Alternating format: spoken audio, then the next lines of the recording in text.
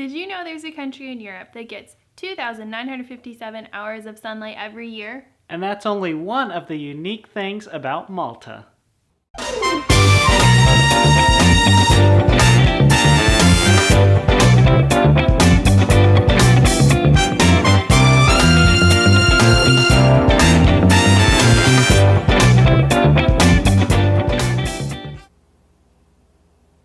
Welcome to Around the World with Joshua and Alyssa, and we're excited once again that you have joined us today. So, for the next few weeks, I am going to tell you about Malta. I was there a couple years ago and I got to experience a lot of things there, and I thought it would be fun to tell you about Malta. And he has lots of great pictures, so I do have a lot of great reason pictures, to show so off. that's why I can't tell it to you all in 1 week, because too many good pictures. So, we are going to get started here. Malta is located in the Mediterranean Sea. It is part of the European Union, and as you can see... So it's the red one? Yes. Okay. Malta is right there in the middle of the Mediterranean Sea with the red pinpoint on it. It is right between Africa and Europe, making it a strategic location for travel, for naval bases during wars, for air bases during wars. I'll get into that later.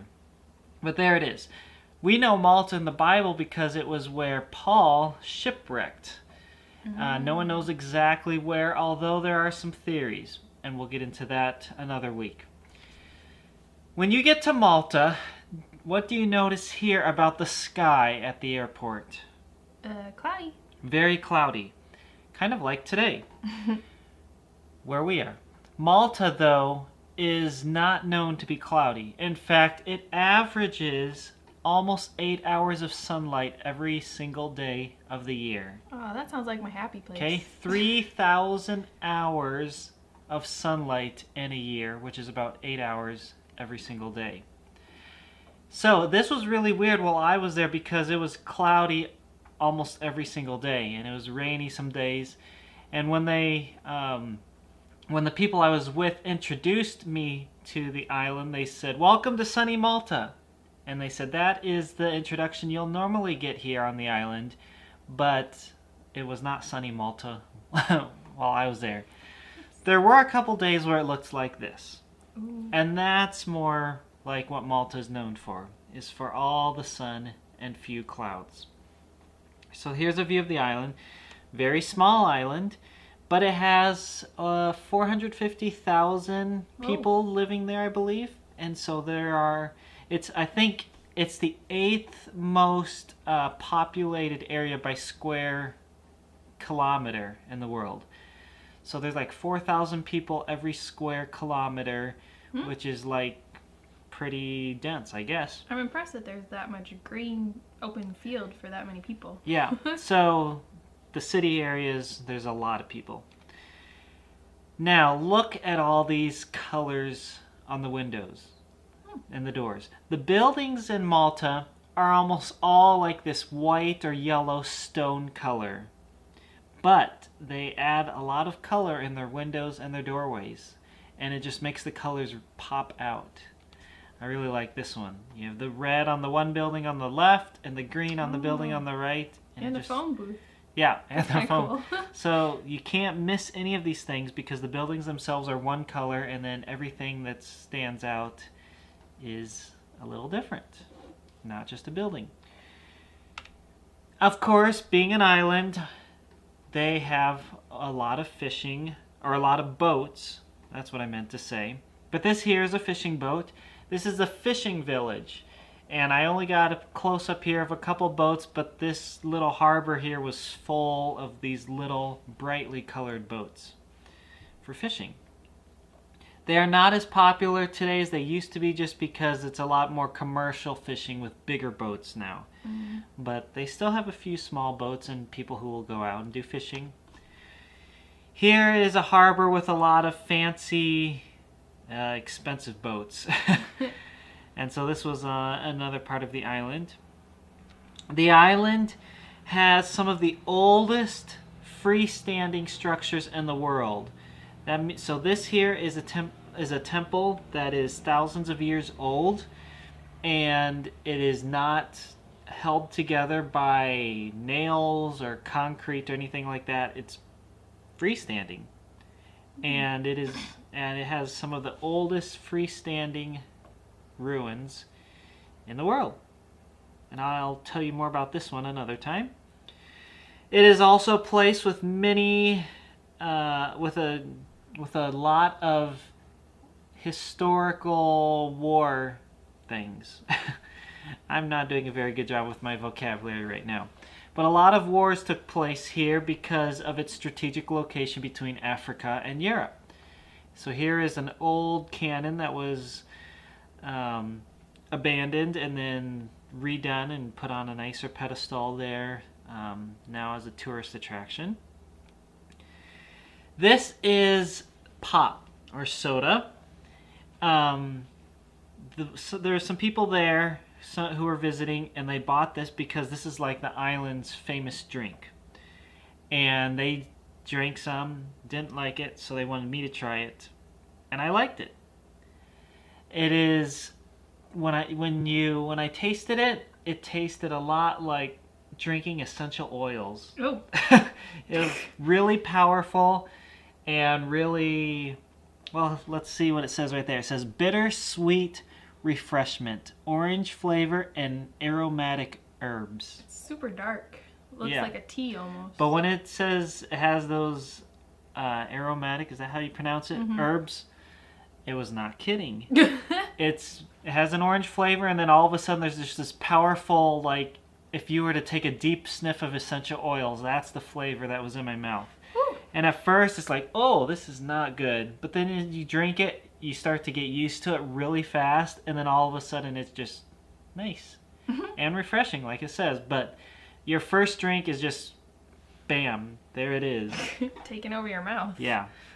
So I will tell you more about Malta in the upcoming weeks and some more specific aspects, but that's a quick overview of some of the things. I don't want to get too deep into it, but it's a really neat island. It has a lot to offer. I would love to go back someday, maybe for another week, and so we'll see.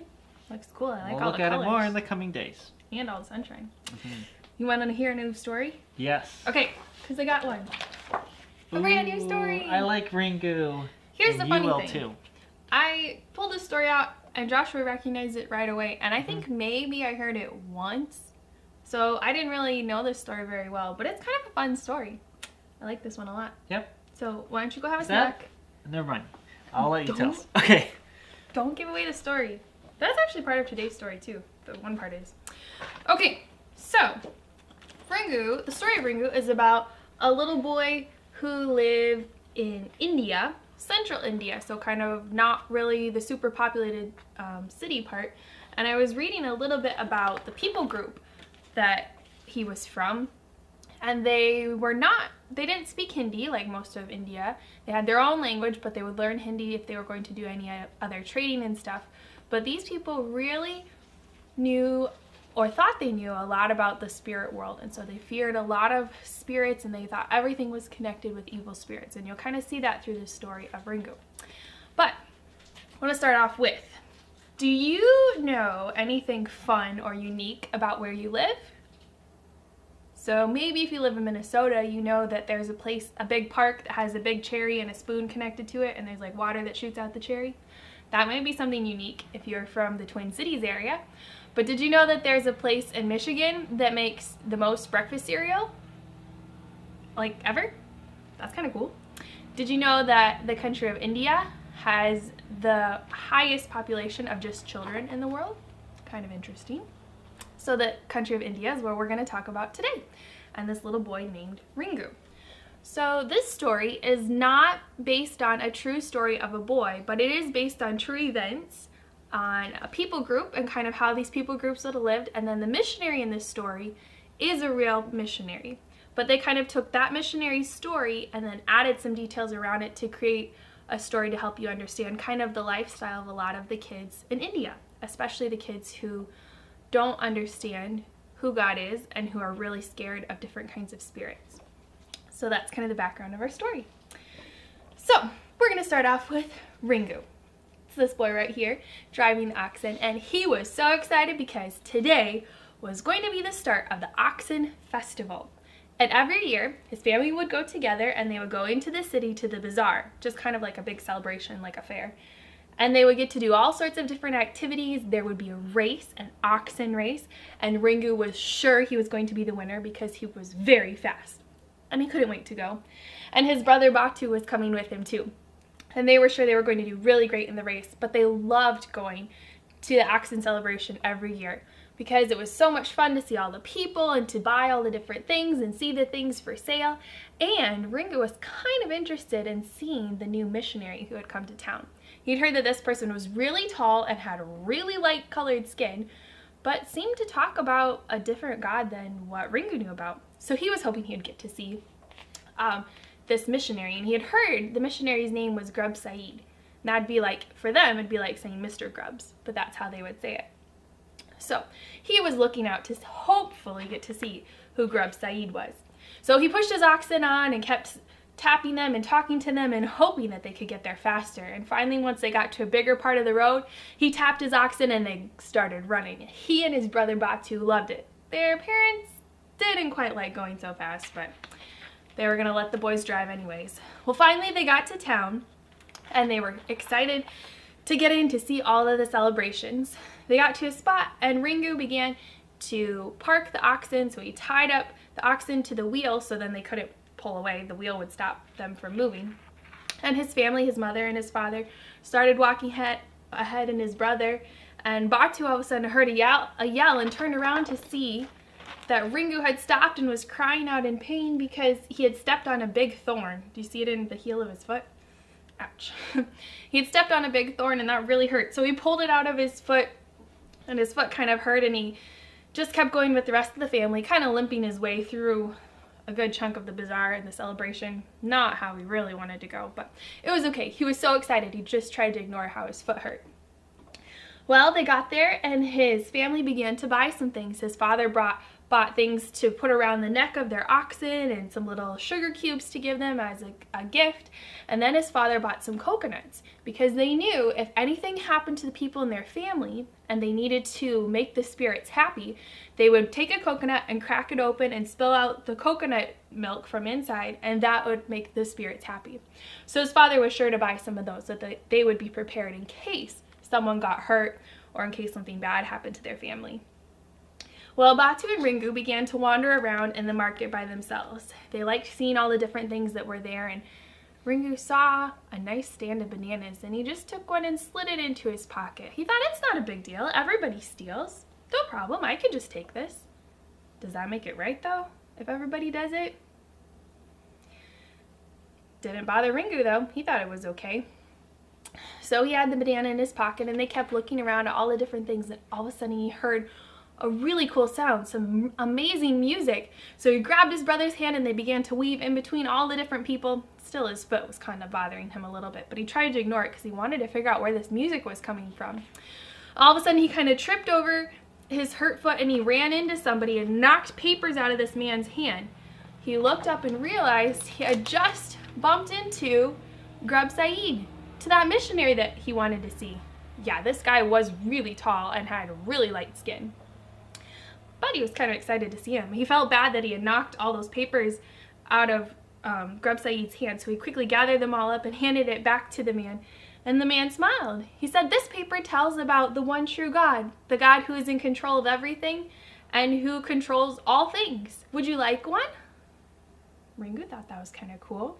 He really did want to learn to read. He only knew a few words, but school was coming up soon, so he would get a chance to go back to read. So he nodded and he tucked it into his turban to save it for later and took off running toward that sound that he kept hearing, that beautiful music. Well, he found where that music was coming from. It was coming from this strange box. This man had this box and he would pull on something on one side of it, and then he would press the white and black keys with his fingers and beautiful sounds would come out. Ringu just couldn't stop watching and listening. This was amazing. Well, after a little bit, the man who was playing stopped. He said, "Hello, my name is Pandu, and I, like you, used to come to celebrate the oxen festival every year with my family. I would bring our oxen and I would race in the oxen races, and we would build the statues out of clay for our front yard, just like all of you will do in 3 days. But I learned that we do not need to worship the oxen and the spirits. I learned that we don't need to be afraid of spirits because I know there is one who is in control of everything. One God. There is one God up in heaven.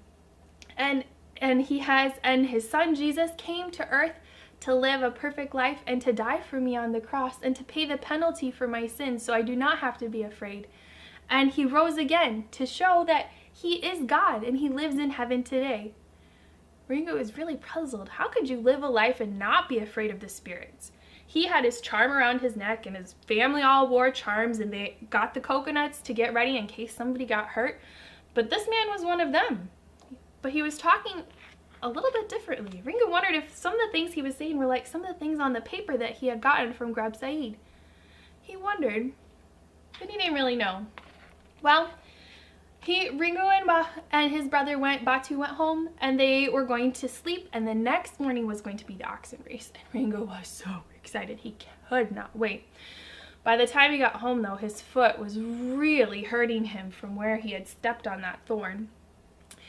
And he went to bed and his foot was just throbbing. And as he was getting ready to fall asleep, he wondered, what was all of this that the missionary was talking about, and this man with that amazing music box, and how do they know all of these things? How do they know that there's a God that you don't have to be scared of? And I think that the evil spirits must be angry because of what I've done, and that's why my foot hurts. Well, the next morning he woke up and he could barely even walk because his foot was throbbing so bad and it was so red and swollen. So right away, his father called the witch doctor of the village. He looks like a scary guy. And the witch doctor had all these wooden beads and extra charms and ropes tied around his neck. And he came to their house to solve the problem, or to try to solve the problem, of Ringo's hurt foot. And he took some powders out and sprinkled them on Ringo's foot, and he rubbed it, and he tied some things onto Ringo's ankle, and he said that these were going to be the things to chase away the evil spirits.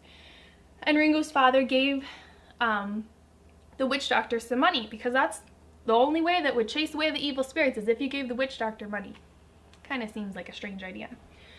Well, Ringo thought maybe his foot would be better enough, hopefully, to run in the race, and he just was so sure he was going to be the winner. Well, they went to town and he was still kind of limping, and his father asked if he was okay, and he just kind of lied that it wasn't really going to hurt him too much and he would still be able to run the fastest. Well, they all lined up, all the boys from the village, with their oxen. And how an oxen race works is that their oxen would run and he would run behind them at the same speed, or try to stay at the same speed, and you have to hold on to the rope the whole time. So they started the race and Ringo's oxen took off so fast and he had to run really fast to keep up with them, and he tried to ignore how much his foot hurt, and they pulled so hard and fast on that rope behind him it felt like his arms were just going to be pulled right out of their socket. But he ran as fast as he could. He ignored that his foot hurt, and just at the last minute they pushed across the finish line and he won. They got beautiful flowers, flower decorations for their oxen, and Ringo was so proud that he had gone so fast, and he thought the spirits must be happy with me because I have been the winner and I have won the race.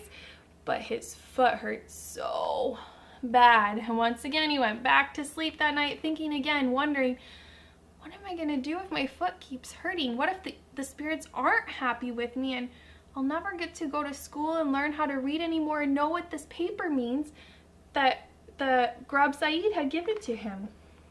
Well, they called back the witch doctor the next day because Ringo's foot was really hurting him, and now he was getting a headache and it was making his whole body just hurt from this thorn that had gotten in his foot, probably because it was infected. And the witch doctor did so many different things. He said different chants and spells. He blew into Ringo's ear, which really hurt, but Ringo thought it's okay because it will get the evil spirits away. And then the witch doctor put some stuff on his foot and pushed on it, and it made Ringo yell. The witch doctor said, "That's good. That will scare away the spirits and your foot will be better." Ringo just wasn't convinced. I don't know if this is gonna work, and I hurt all over. How am I ever going to make it? You're gonna have to come back next time to find out what happens to Ringo, his poor sore foot.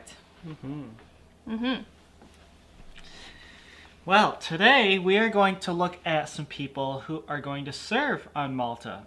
So they're not just going there for a visit, they are going there to live permanently. Cool. Yes, and their names are Luke and Anna Tanis. Here's a picture of them, Luke and Anna, and their son and their baby daughter who was born just 3 months ago. Aw, cute. 2 months ago, actually. 2 months ago. And so they are from Minnesota right now. I believe Luke actually grew up in Wisconsin, but he is now an assistant pastor at a church here in Minnesota, and his wife works at the Christian school, or did work there at the Christian school. She taught 1st and 2nd grade, and they are currently raising support to go to Malta. Now, when they get there, they are going to work with this church, Bible Baptist Church on Malta. And this church is located, I believe, on the northern side, like north central side of the island, close to Valletta, which is the capital city of Malta. And that's the town that I'm going to tell you about next week.